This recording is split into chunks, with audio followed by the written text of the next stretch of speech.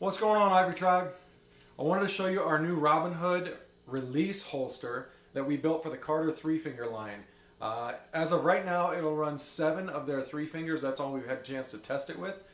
Thank you, Carter Archery, for helping us to build and then test this thing as well. So right now, it'll run the first choice, the wise choice, the chocolate addiction, the chocolate light, the too simple, the only small 3-finger, and then the Mini Evolution 20. And I'll show you how it adjusts in just a second here. But one of the coolest features about this thing is that you can run it horizontally or vertically on whatever belt you want to run it on. So this is set up for the horizontal version, which you would run it on an everyday carry belt this way.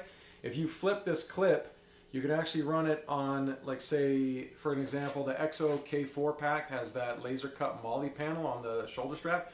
You can run it on that laser cut Molle panel in its vertical configuration, and that way you have your release at the ready. You can also run it on bino harness straps or any kind of Molle webbing that you might have on your bino harness, hip belts of your hunting pack, whatever it is. You can run this thing on a ton of stuff as long as it's 1.5 inches or less.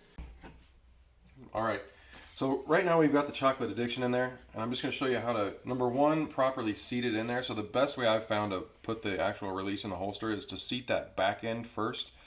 Put the back end in and then push down on the front end to kind of lock it in there. And this is set at the lightest level of retention, which seems to work okay. Although if this was mine, I would definitely tighten it up a little bit on the chocolate addiction, but you can get away with it there. So it's pretty light. As you can see, that's a bigger release. So these guys, the wise choice and the first choice, just won't sit in there tightly. They won't seat. So that's a very simple turn of your Allen screw.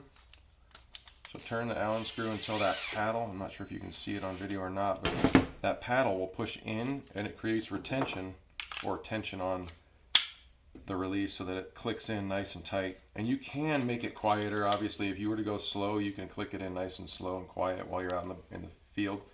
And then I like to use my thumb here and just pull on it that way. Some folks like to use their thumb on the clip, whatever gets it out. But you can make it super quiet getting it in and out. I think the main thing is to make sure that you've got it locked in properly.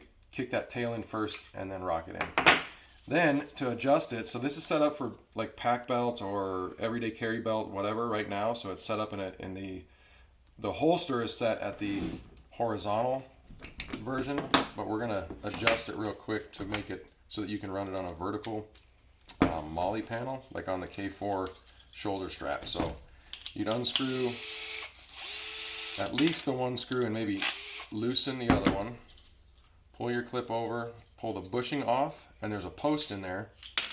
You pull the post, you take the post, you put it back in that side, lay your bushing over the top,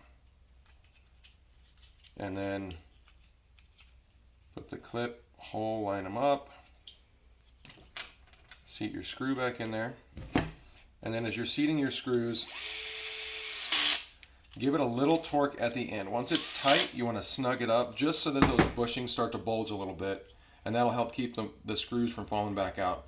I would say once you get it adjusted the way you want, pull those screws all together and put some Loctite on it so that they don't back out on you in the field. But now you could run your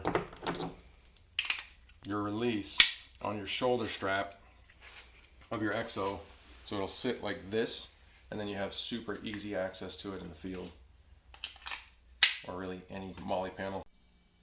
All said and done, you can pick them up at ivoryholsters.com. Thanks so much for watching, guys.